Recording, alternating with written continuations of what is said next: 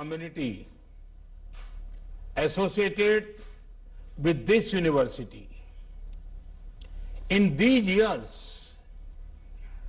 you are doing wonderful work in teaching as well as training on systems of medicine.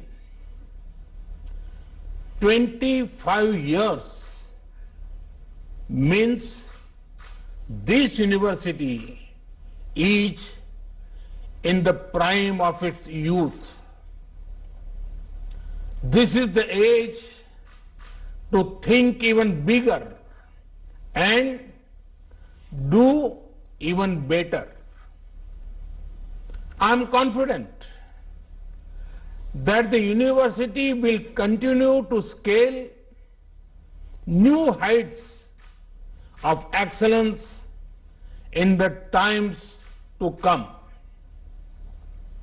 I would also like to appreciate the efforts of the Karnataka government in handling the COVID-19 situation.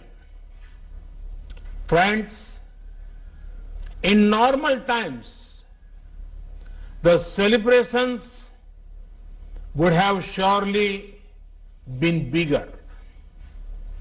Had it not been for the global pandemic, I would have loved to be with you all in Bengaluru to mark this special day.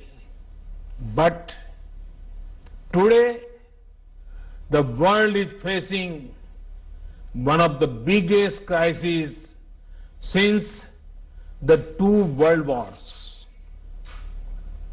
Like the world changed pre and post world wars, the same way the pre and post COVID world will be different.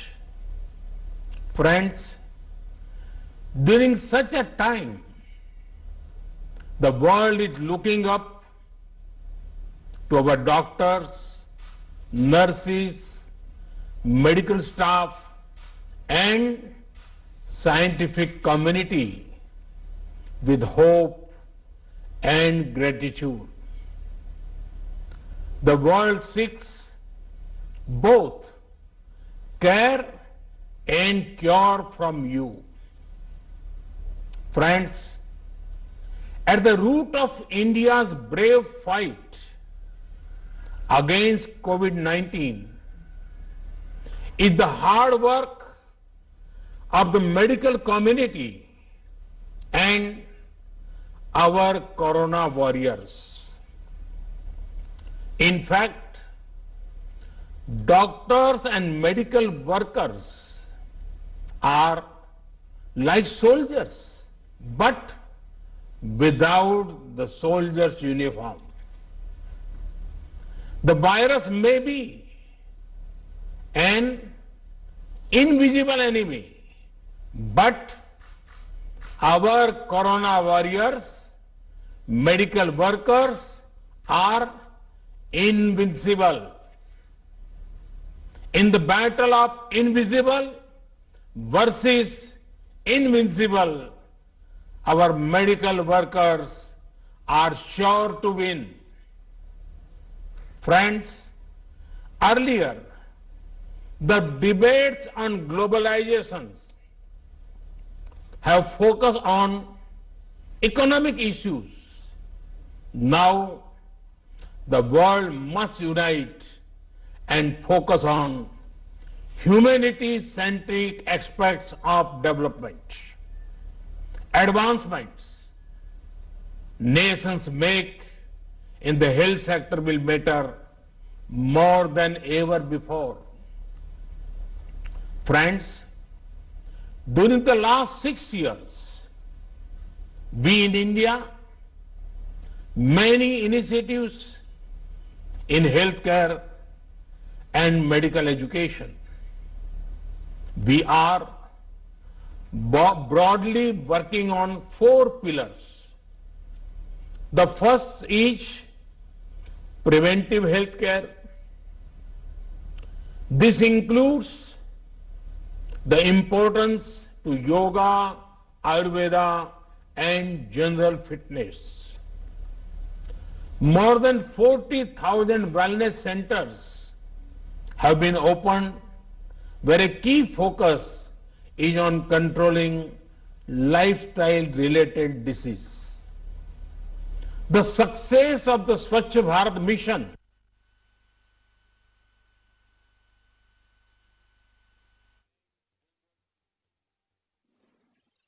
more than 40,000 wellness centers have been opened where a key focus is on controlling lifestyle-related disease. The success of the Swachh Bharat mission is another key part of preventive healthcare. The second in villages are among the major beneficiaries of this scheme. And the third pillar is improvements on the supply side. A nation like ours has to have proper medical infrastructure and medical educational infrastructure. Work is underway to ensure a medical college or postgraduate medical institute in every district of the country. The country has seen rapid progress in setting up 22 more AIIMS. Over the last 5 years, we have been able to add over 30,000 seats in MBBS and 15,000 seats in post-graduation. This has been the largest increase in the 5-year term of any government since independence. The Medical Council of India had been replaced by a new National Medical Mission, the new National Medical Commission, through an act of the Parliament. This will go in a long way in improving the quality of medical education, bringing it at par with the international standards. The fourth pillar is mission mode implementation. A well thought of idea on paper makes it only a good idea, and a good idea will implemented makes it a great one. Hence, implementation is very crucial. Here, I would like to highlight the success of India's National Nutrition Mission that is helping youngsters and their mothers.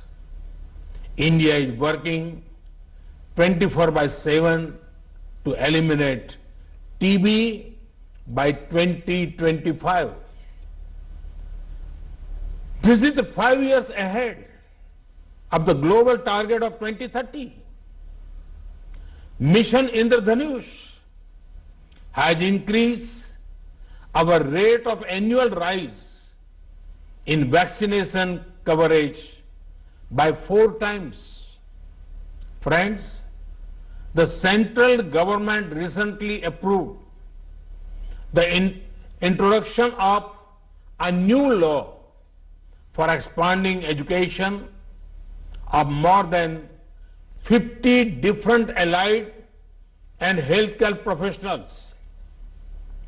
This law, once passed, will address the shortage of paramedical personnel in the country. It will also help India in supplying skilled resources to other countries.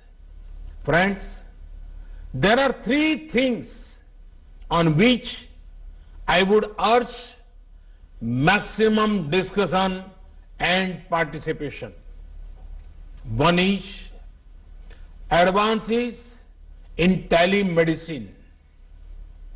Can we think of new models that make telemedicine popular on a larger scale? The other is related to Make in India in the health sector.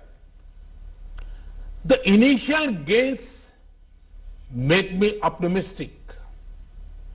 Our domestic manufacturers have started production of PPEs and have supplied about 1 crore PPEs to COVID warriors. Similarly, we have supplied 1.2 crore Make in India N95 masks to all states. Third is IT related tools for healthier societies. I'm sure you have the Arogya Setu app on your mobiles. 12 crore health conscious people have downloaded it. This has been very helpful in the fight against coronavirus. Friends, I'm aware of an area that is of great concern to you all. Due to a mob mentality, those working on the front lines, those on duty, be it doctors, nurses, safai workers, others, are subject to violence. I want to state it clearly: violence, abuse, and rude behavior is not acceptable. Steps have been taken to protect you against any form of violence. We have also provided an insurance cover of rupees 50 lakh for those on the front line. Friends, I am happy to see the fruitful journey of this university over the last 25 years, which has produced thousands of medical and paramedical personnel who are serving the poor and the needy in this challenging time. I'm sure that the university will continue to produce health personnel of excellent quality and caliber that will make the state and the country proud. Thank you. Thank you very much. ಆರೋಗ್ಯ ಸೇತು ಆಪ್ನಿಂದ ಸಾಕಷ್ಟು ಲಾಭವಾಗಿದೆ ಅನ್ನೋ ವಿಚಾರವನ್ನ ಹೇಳ್ತಾ ಇದ್ರು. Corona ವಾರಿಯರ್ಸ್ಗೆ 50 lakh ರೂಪಾಯಿ ವಿಮೆಯನ್ನ ಘೋಷಿಸಲಾಗಿದೆ. ಇದು ರಾಜೀವ್ ಗಾಂಧಿ ವಿವಿಗೆ 25ನೇ ವರ್ಷ ಬೆಳ್ಳಿ ಹಬ್ಬ. ಸೊ ಹಾಗಾಗಿ ಅದನ್ನು ಉದ್ದೇಶಿಸಿ ಮಾತನಾಡ್ತಾ ಇದ್ರು ಪ್ರಧಾನಿಗಳು. ಅದರಲ್ಲೂ ಪ್ರಮುಖವಾಗಿ ಕರ್ನಾಟಕಕ್ಕೆ ನಾನು ಬರಬೇಕಾಗಿತ್ತು, ಬಟ್ ಕೊರೋನಾ ಇದರಿಂದ ಬರಕ್ ಆಗಿಲ್ಲ ಅನ್ನೋದನ್ನ ಹೇಳ್ತಾ ಇದ್ರು.